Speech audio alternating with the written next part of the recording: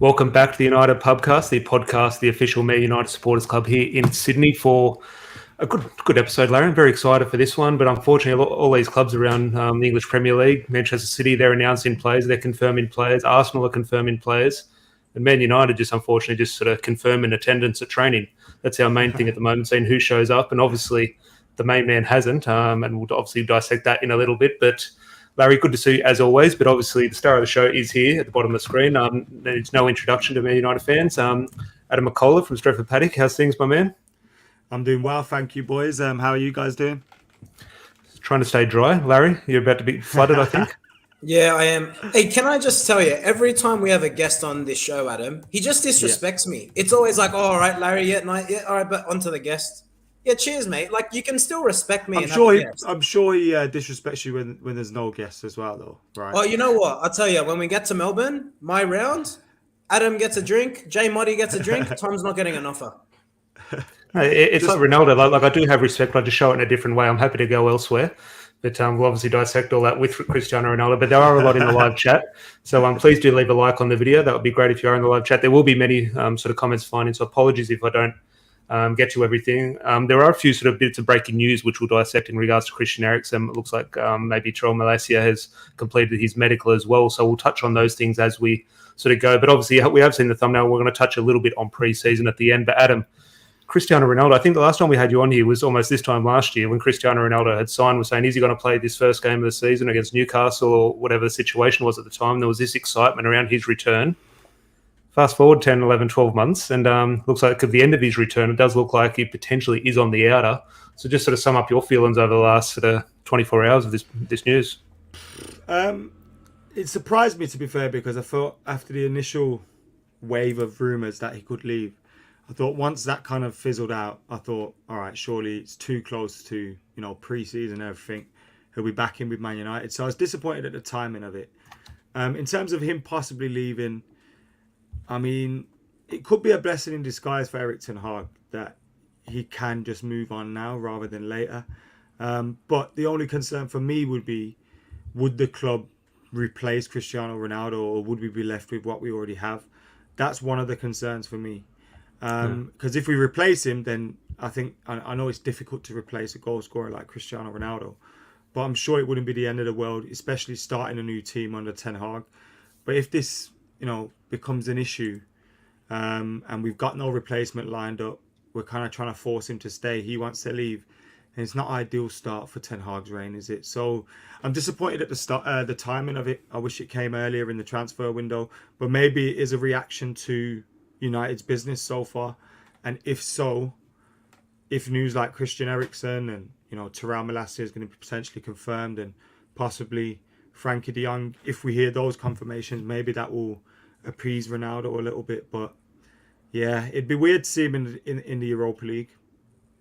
Definitely, who knows? I don't know sort of what's more likely, a Europa League version of Ronaldo, a Chelsea version, or even my latest feeling is I potentially could see him at Bayern Munich. I haven't thought that at any stage. For just some reason, I think if Lewandowski is to leave there, maybe Bayern Munich do that. But just on that point, Larry, there that Adam makes in regards to Ronaldo's thinkings and how this news has come about, is this something that is a little bit premeditated by Cristiano Ronaldo and his team, or is this off the back of Manchester United's sort of lack of transfer business?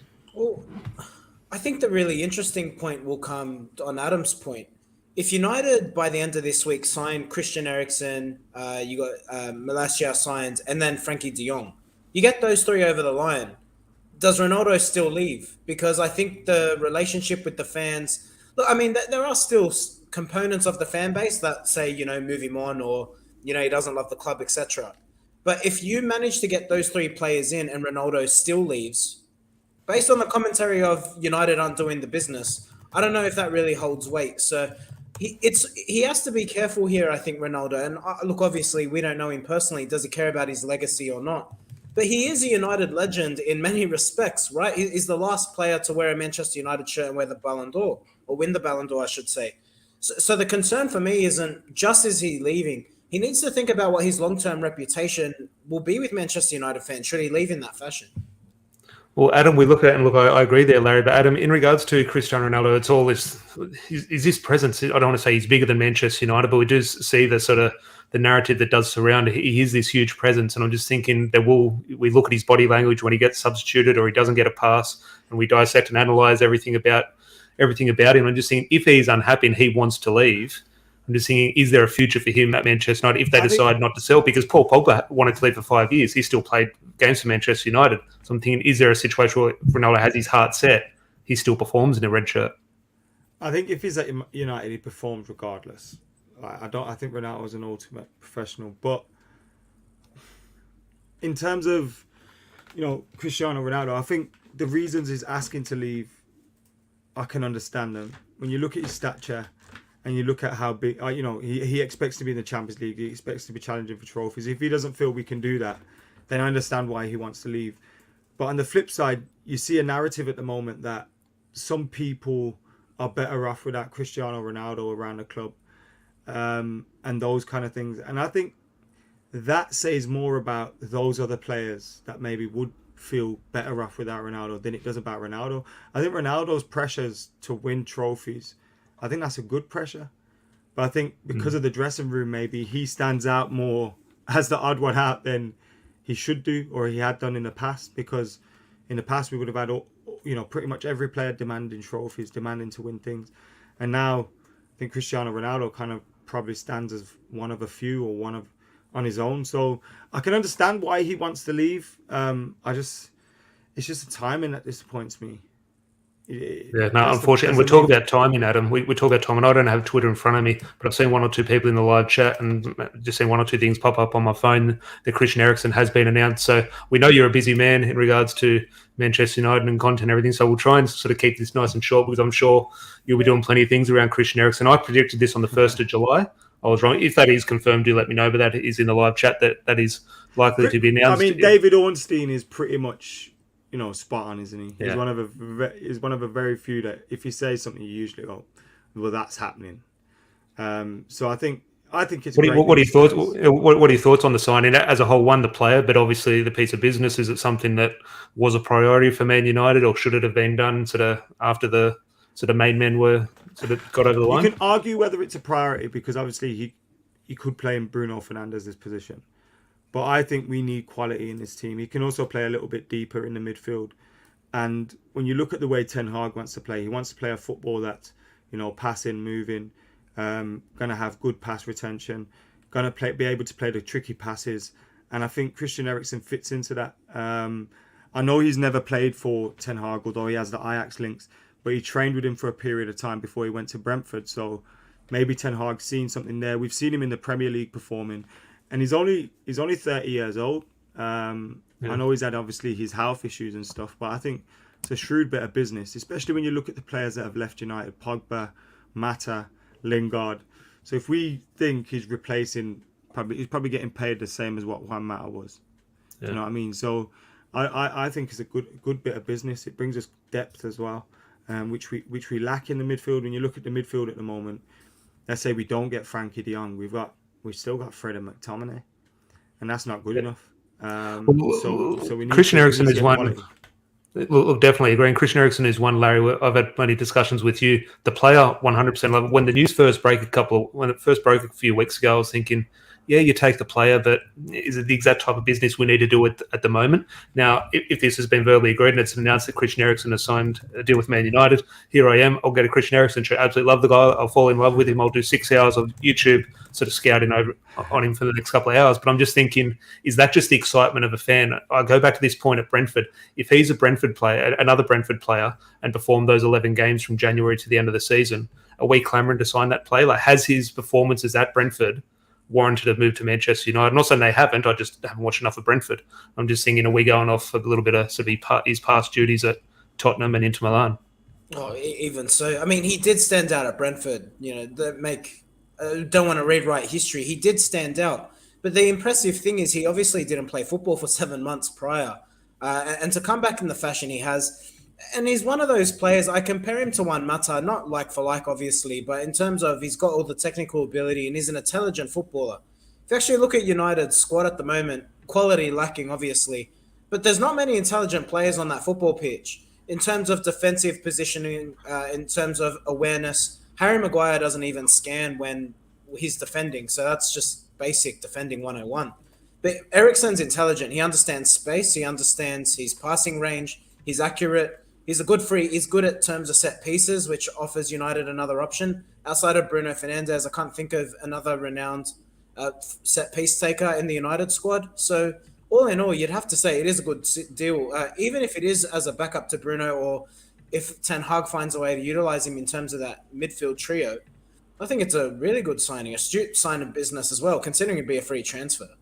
If Cristiano Ronaldo stays as well, I mean, he'd eat a lot of his opportunities that he creates. He'd score a lot of goals. 100%. Yeah, no, definitely. And now one other player near this news broke a little bit before we did go sort of live on air. So do let me know if anything has sort of changed in regards to confirmation here. But you can see the banner at the bottom. Tyrell Malacia was pictured at Carrington, going in there for his medical. Just your thoughts, Adam, on this one, because it's one of those signings you think it could prove out to be a nothing sign. It could prove it to be a bargain and one of the great signings at Manchester United. We don't know how this thing will unfold. Fingers crossed it is the latter. But what do you make of it? Do you take this as Ten Hag is bringing this guy in to improve Manchester United, or he's going to sort of just potentially have a future? He'll start this season as a backup to, let's say, Luke Shaw.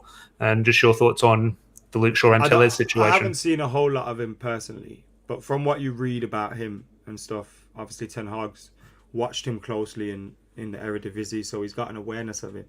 I think he'll come in as backup initially, but competition for Luke Shaw, and Luke Shaw's someone that needs that competition. I think he was poor last season after a very good Euros and a pretty decent run of form at Manchester United. I think he fell off a little bit, so maybe bringing in some competition for him will be good. And I think it's, how much are we spending? About 12 million, 13 million, which I think when you consider our budget or whatever, it's not going to take a whole chunk out of that, and it brings competition into the team. Probably means Alex Tellez leaves. I do want to see us buy a right back though as well, because if Wan-Bissaka's not fancied, are we going in with Delors as first choice? So I think we probably need to get it right. I think that's the thing. At the end of last season, we looked at priorities in those last couple of games and how poor some of the performances were. We looked at it and think, fullback's a priority. And there was a lot of Delors sort of, whether you say took his chance under Ralph Rangnick. He is one player who wasn't playing, came in and sort of, it did take a bit of a claim and almost made that sort of spot his own. So he's one player who sort of did lift under Ralph Rangnick, but ultimately at the end of the season, we're saying, yeah, he did well, but not good enough moving forward. But then once the transfer window kicked into gear, it was all about Frankie de Jong. It's about Ronaldo. It's about wingers. It's about centre-backs. It's about goalkeepers. The fullback situation was sort of very quiet until ERIK ten Hag did swoop in and get Tyrell Malacia. Now, Larry, I do want to sort of question Adam in regards to the upcoming pre-season trip in a couple of days' time. But before that, in regards to, I was going to touch on it a little bit earlier, but obviously the Christian Eriksen breaking news just stumped that.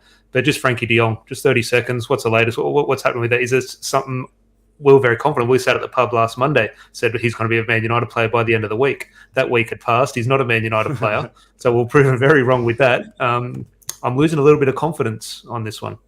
Well, we'll keep your confidence high, Tom. You got to be optimistic. All right. It's flooding outside. It's cold. You got to stay happy, man. Good vibes. I tell you, I think Eriksen, I think Frankie de Jong will be signed this Friday. How about that? Over the preseason tour, you think Ten Hag would want to get him in to get him accustomed with the group and the playing style? You'd have to think it gets done this week. The latest was Fabrizio Romano this morning, our time.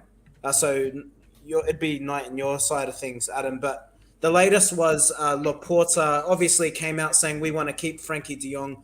Fabrizio Romano saying it's purely negotiation tactic there. Ten haggling, you like that one. Ten haggling over around 10 million euro. You have to think it gets done. I think they'll sort it out. Barcelona need to sell. It's as simple as that. It will happen. If you're Barcelona, you're trying to sell an asset. You know what I mean? You have to sell it as if you want to keep the guy. You have to imagine it gets done. Is this something that happens, Adam? Do you think there has been so much noise? He's obviously a main target for Man United, but there are stumbling blocks. What we talk about Ronaldo, does he want to be here? Are you going to keep an unhappy player? He's Frankie de Jong, where I don't know if he's technically come out on camera and openly said, I don't want to join Manchester United, but the feeling is quite close to that. So I'm just thinking, is this going to get done? I've got the feeling it does get done. I agree. I think it does get done, but I'm like you guys. I never think anything's done until it is actually set in stone. Do you know what I mean? And Barcelona coming out, and I know he's going to say those things. It was a weird one because it's felt like Barcelona have been pretty open about selling him. United have been pretty open about wanting him. Even though he had some reservations, it seems like that was sorted out and he was going to be a part, going to make the move. And then that talk kind of made it think, ooh, so maybe there are still a few stumbling blocks with the fee. But I'm confident it gets done. Surely we wouldn't have wasted this much time. Although we have done in the past. But you'd hope we wouldn't have wasted this much time if it's not going to get done. Yeah, no. Larry, now just as we move on to the Australian side of things, which is why we have Adam here to discuss the upcoming Melbourne trip, just a quick question in regards to what we did start the topic on. Now, this is not Manchester United or Ronaldo staying at Manchester United for the season, but on Friday, has Ronaldo returned to training by then, and does he find himself on the plane to the other side of the world, or do you think Ronaldo has now not packed his bags away from Old Trafford, but he's not coming to Australia? Which is your thoughts? Don't come to Australia. It's fucking cold. It is cold. Not what I want to hear. It's underwater. To be honest, it will be really interesting. I think when they due to fly out, is it Friday UK time? Friday, It'll be really telling if he doesn't travel. I tell you, you have to say we'll know very quickly whether he stays at United or not. Because if he doesn't come on tour, you can't see him sticking around, surely. And you got to think. I remember Pogba in Perth, hoping he's in Melbourne. Yeah. Or Bangkok or wherever in Perth. It's going to be a pretty big call if he's not there from United's perspective. There definitely is. There's obviously the commercial side of things with sponsors have sort of paid for Ronaldo to come out here. But I remember Pogba last trip out to Perth was very close. There was a big debate on the day. Is he going to show up to the airport to get on the plane? And that was a big thing. And he finally did, sort of thing. But Adam, just on that, in regards to Man United in Melbourne, all this discussion is about Ronaldo. Whether he doesn't get on the plane or not, do you know you will be seeing a Portuguese winger who played for Manchester United? You will see him in Australia. Do you know who I'm talking about? No. Nani? Yeah, looks like he signed for Melbourne Victory. I didn't know that was happening, but I don't think it's actually confirmed, but he's on his way to Melbourne Victory. Whether they announce him before that, whether he becomes a player, our season, I think in the A-League doesn't start for a while, so I'm not sure if he's going to be in sort of training. That'd be pretty cool. With the team, but it is a big move for Australian football. He is one of those players. Not often we get former Man United players. Dwight York now has a coaching gig. He'll be down there in Melbourne. He has a coaching gig with one of the new Sydney clubs. So it is good to have a little bit of Man United representation around the A-League. Gives Larry and I something to look forward to if Man United aren't on the TV. But Adam, just on that, Man United in Melbourne, you are making the trip out with a few lads from Stretford Paddock. Talk to me. When do you leave? We leave on, I think it's Saturday. We leave on Saturday. We get there. We get to Bangkok on a Sunday, I think it is. And then we're out there for 4 days for the United Liverpool game, and then we head out to Melbourne. We're doing the whole week there, and then Perth. So we did Perth last time, obviously, when we met you guys out there. So it's going to be good to see some more of Australia. And see. Well, speaking of Australia here, the football. The only thing I'm concerned about is you not talking about the weather. It's just surely it'll improve. Well, Melbourne's the one city you don't want to sort of bank on good weather. That is, they're notorious. It's a little bit like Manchester down there in Melbourne. But the football capital Portugal here saying Shui on arrival. I'm sure that's sort of gone viral the last couple of years. Shui, with Tai Tuivasa. He doesn't have to do that. No one has to do a Shui. That's disgusting. Tom, that's too kind. Come on, man. Apply a bit of pressure at least. But on that, Larry, in regards to Man United, actually do have a football game to play, or 2 football games in Melbourne. And obviously we're going down to Melbourne for a lot more than that, rather than the football almost gets in the way. We're sort of going to spend a lot of the time at the pub and sort of meeting fellow Reds, etc. But there are 2 games. I'm thinking they are pre-season games at the end of the day where, there will be an interest in regards to what ERIK TEN HAG is able to install within the team in a short notice. But we do look for young players, whether that be a Garnacho. Can we call Jimmy Garner a young player? He's a young player coming in. Obviously, I'm excited to see those guys. Well, I remember Garner scored a goal in the last tour over in Perth against Perth Glory before the Leeds match. Larry, is there a player, Larry, that sort of you are excited? Is it just the usual names, like Garnacho or Jimmy Garner sort of thing, or is there someone else that you could potentially see getting a plane ticket? You guys might roll your eyes at me. I think Martial's got a good opportunity here. I think he does. Because all the reports coming out, well, not all the reports, there are some reports that Ten Hag's been impressed with him in training. And if Ronaldo doesn't travel, there's not a plethora of number 9s at the club at the moment. So could Martial be the one where if he goes on tour, impresses, plays the way Ten Hag wants him to play, scores a few goals, could we be in a position where maybe he puts his hand up for number 9, or at least he's in the thought process for it? The ability is there. Some might say his time at United should come to an end. I'm not saying it should or it shouldn't, but it could be an opportunity for him. When we listen to that, Adam, what Larry says there, we listen to that and there's a bit of a rile Simone. We think, oh, yeah, okay, Martial, what's going to happen? Okay, it's never going to work out sort of thing. But ultimately, you do look at the circumstances and you do look at what he can bring when he's on it. It should make sense for him to try and take this opportunity. But it just seems there's always something holding him back as well and sort of holding that opportunity back. I'm just thinking, what is going to happen with Martial? Because if Ronaldo is to leave, Darwin Núñez isn't on the market, Erling Haaland's not on the market, Lewandowski might not be on the market. He's one of the players that could really benefit from ERIK ten Hag. I know it sounds crazy to say at the moment because everyone's kind of fallen out of love with him. I kind of agree that, especially if Cristiano Ronaldo does leave, if Cristiano Ronaldo stays, maybe it's a little bit different. Although we've got to see, are we going to make any signings in those positions? We've been linked with Antony, but we've not been linked with much else. So you'd like to think, I think Sancho is going to benefit surely. I think Rashford could, and I think Martial fits into that role if he does the work. I think an important thing for him is he gets on with the manager, because if he does, he'll put in the work for them. So fingers crossed that happens, because it feels like we kind of have to rely on that. I can't see us making any signings in terms of strike.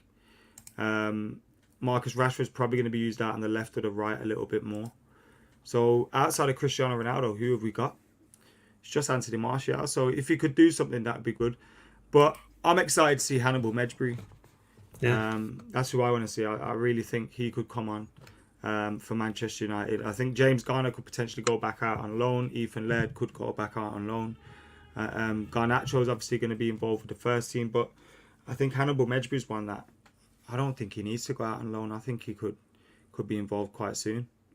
Who do you think's more? Who do you think's more ready? Or I'll direct it to you, Larry. Who's more ready for first team football at Man United, Hannibal or James Garner? Because I would say, in terms of senior football, Jimmy Garner's sort of more along the pecking order.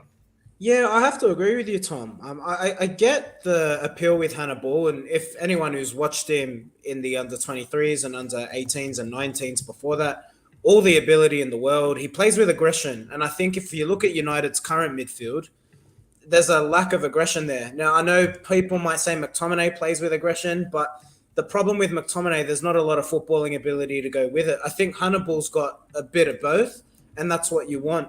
And it's a dying art in modern football, to be honest. That aggressive midfielder who's just tenacious, willing to put a boot in, but also has the ability. So I get the appeal with Hannibal, Adam, and I hope you're right. I think it's going to be a big season for him, because you have to think if he's going to make it at United, it's almost now or never. I know he's young, but you just think he's almost been on the cusp of the first team, doesn't quite make it in. He made a few appearances. Obviously, Ralph Rangnick infamously, falling out with him after Harry Maguire, I thought, put him under all sorts of pressure with that awful pass at Anfield. And he almost got scapegoated for that. But you have to think it's crunch time for him. Well, keeping like an Australian twist on things there, Adam, in regards to Hannibal there and tying it back into Australia, he does have a potential World Cup at the end of the season or mid-season, and he's in Australia's group. Tunisia are in the group with Australia, and I'm just thinking,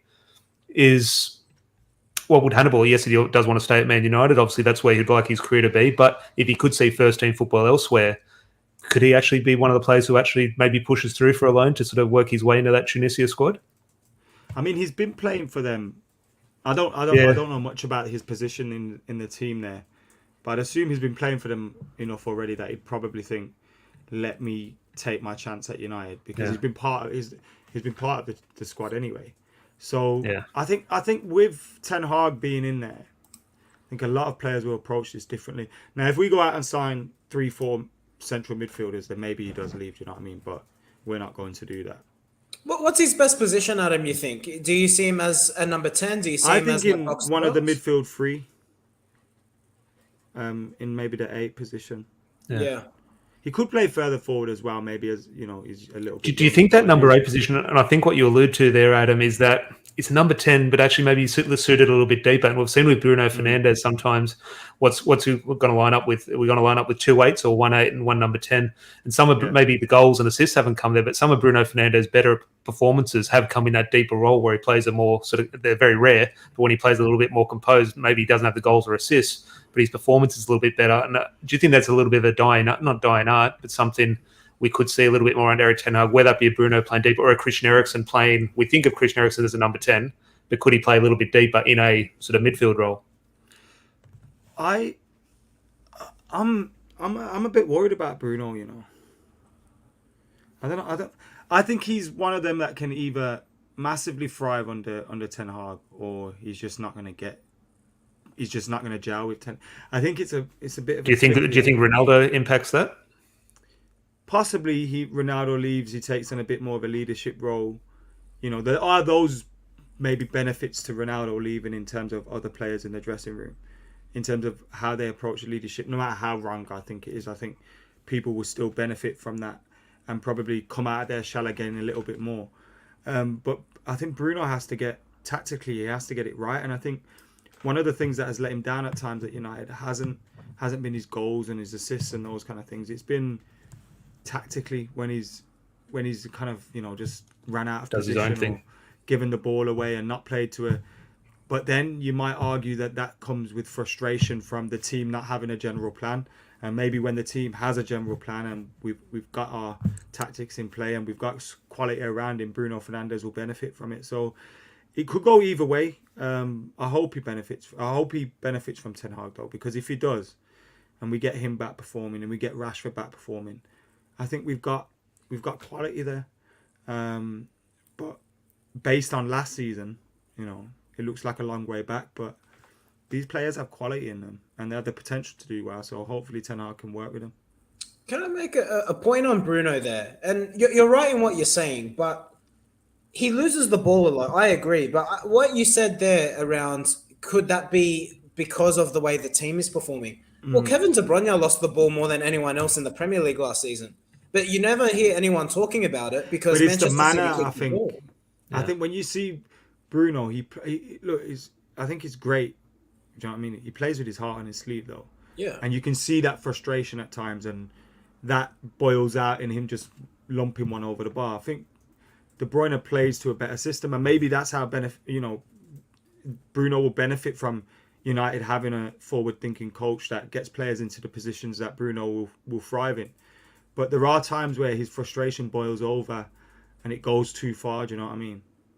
And I wouldn't want to take that away from him, because I think it's like, do you remember Wayne Rooney when people used to say, you know, he needs to calm down a bit? I think that's not what you want sometimes, but you've got to channel it into the right way and into the right things on a football pitch.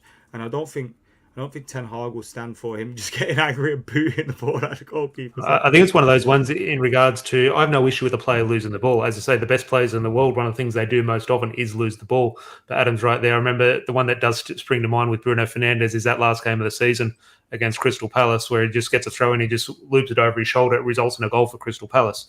I'm just thinking when Kevin De Bruyne is losing the ball, it's trying to find an intricate pass in behind a fullback or sort of that killer ball sort of thing, and that's where he's losing the ball. Bruno's losing the ball in far more dangerous areas. But look, we know there is a lot of breaking news sort of around, and I need to start scrolling through Twitter and find out who's signed, and sort of looks like we're on the verge of a couple of signings. Man United have hit the panic mode after the Ronaldo news, so we want to try and get as much good news out there.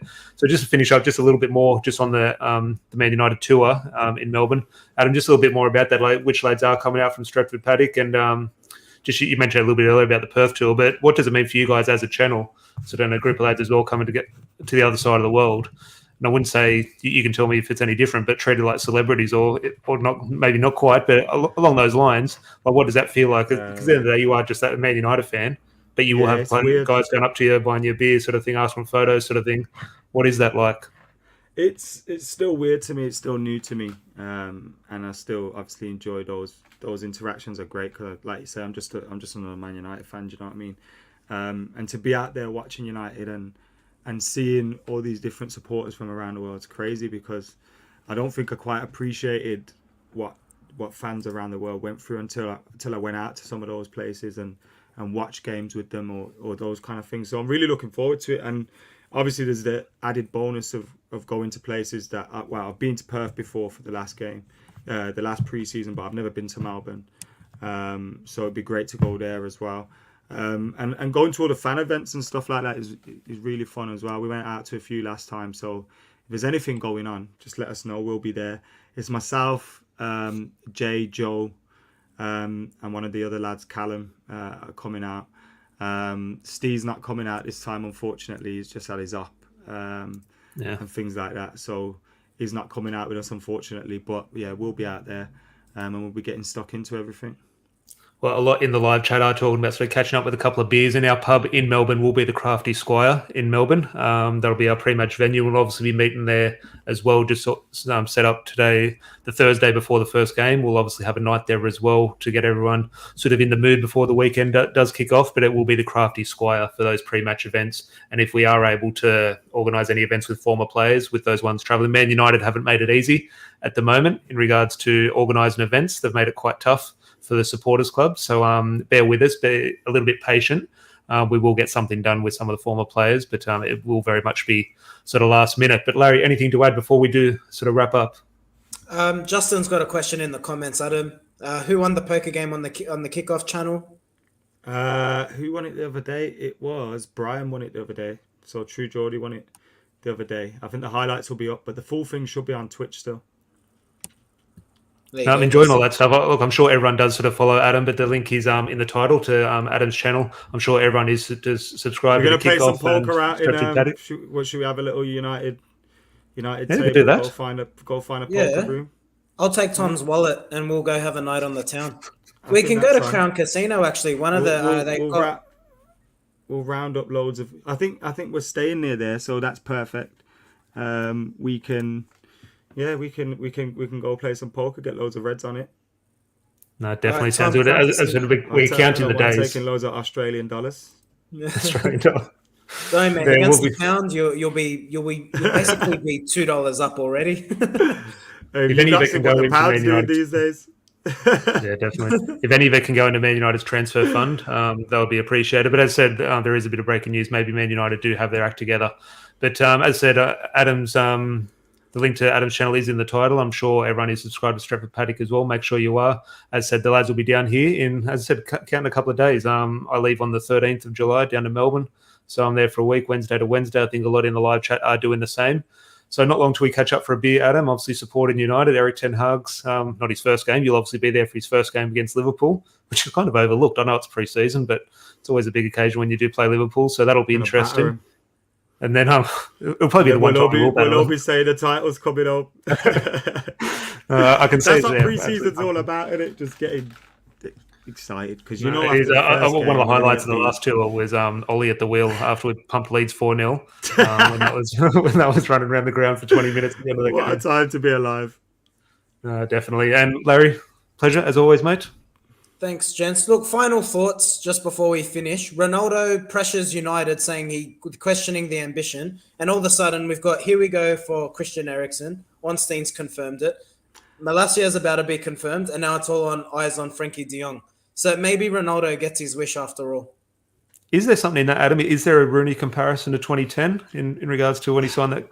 I don't think so, but he can draw some but I don't know. I think Ronaldo will be on the tour though, and I don't think United sell him to Chelsea. So it's whether another club comes in for him. PSG aren't going to come in for him. Bayern Munich don't look like they're going to come in for him. Where else can he go? I've always said no. Bayern. It's the last thing Bayern Munich will do. I've always said Bayern Munich, the last place he'll end up. I'm just starting to think if they lose Lewandowski, Bayern Munich, I'm sure they have a commercial department who'll be sort of pushing to their football department and say, please get this guy in.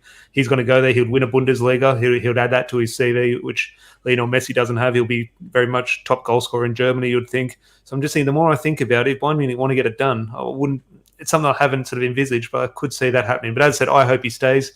Who knows what's going to happen? Obviously, Man United do hold the contract. So, Larry, always good to see you, mate. I'm sure we'll be back whenever. We might be back in 5 minutes or in a day or two discussing Christian Eriksen and Malaysia. I'm sure there'll be nothing short of no short of topics. And Adam, pleasure as always, mate. Catch up for a beer in a week or two. Thank you very much for having me, and I'll see you soon. Obviously, we'll get you on Paddock. Definitely, mate. Pleasure as always. As I said, there is about 100 in the live chat, which is great. Make sure you do leave a like on the video. Very much appreciated. As I said, if you are coming down to Melbourne, feel free to come up to Larry, I, or Adam, and make sure we always have a beer in hand. And make sure you subscribe if you're new.